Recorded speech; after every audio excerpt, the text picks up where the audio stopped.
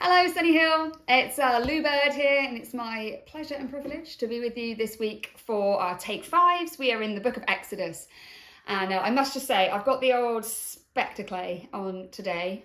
This eye, don't look close, don't zoom in, I warn you.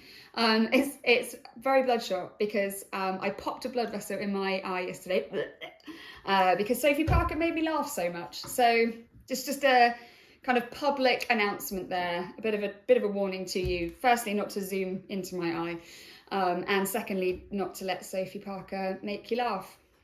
Anyway, we're in the book of Exodus this week, and I love the story of the Exodus. I love Moses' relationship with his people and his relationship with God. It's just such a powerful book, and I hope that you are really enjoying so far what you've learned up to now in the first 13 chapters or 12 chapters of Exodus. We are today in Exodus 13 to 15, and by this point in the Exodus saga, as Adam unpacked last week, all the plagues and all the drama and all of the kind of constant banging on Pharaoh's door to let God's people go, Moses is finally now at the point where he can lead God's people out of Egypt, out of slavery, out of this tyranny that they've been living under for so long, and walk them towards this promised land, this promised place that God has in store for them.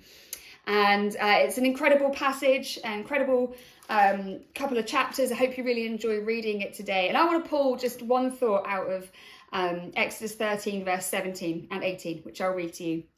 When Pharaoh let the people go, God did not lead them on the road through the Philistine country, though that was shorter. For God said, if they face war, they might change their minds and return to Egypt. So God led the people around by the desert road towards the Red Sea. The Israelites went up out of Egypt, ready for battle. So we see here that the Israelites are about to leave, or they have left, they have fled Egypt, and they're on the run now. And the natural route for them to go towards where God had planned and destined them towards would be to go through Philistine territory. But we see here that God actually, he knows his people so well. And although they are his treasured possession, his royal priesthood, his holy nation, he also knows that they are quite fragile and prone to different, changes of opinion. And we'll see that as we navigate through the rest of this chapter. If you haven't already noticed it yet, we'll see it as we go on through the rest of this week. But God knows that if he takes them through Philistine territory in this moment, right now, they are likely to turn around and go home. So God doesn't.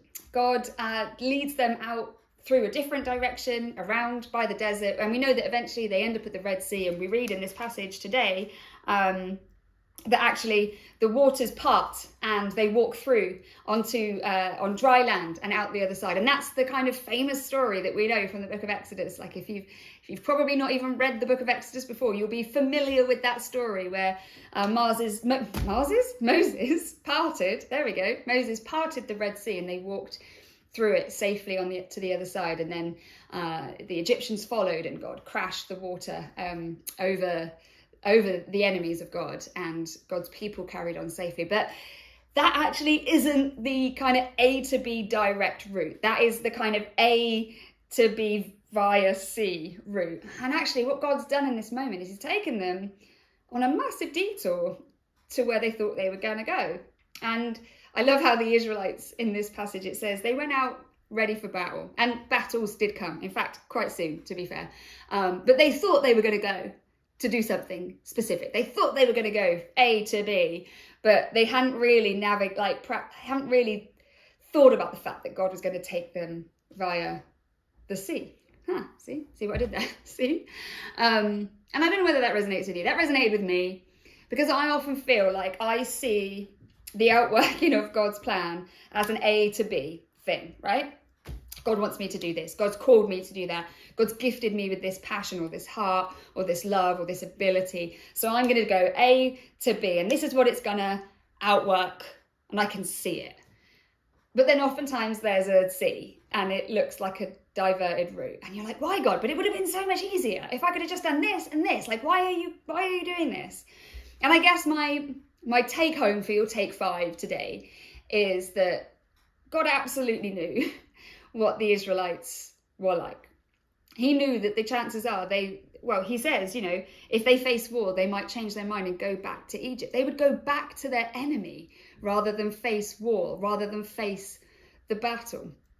And so maybe right now you've realized that you're caught in a bit of a diversion, that where you thought you were going, where you thought God was leading you, whether you were in one place and you thought you were headed to this place, and now it kind of feels like you're on to this place. Don't lose hope.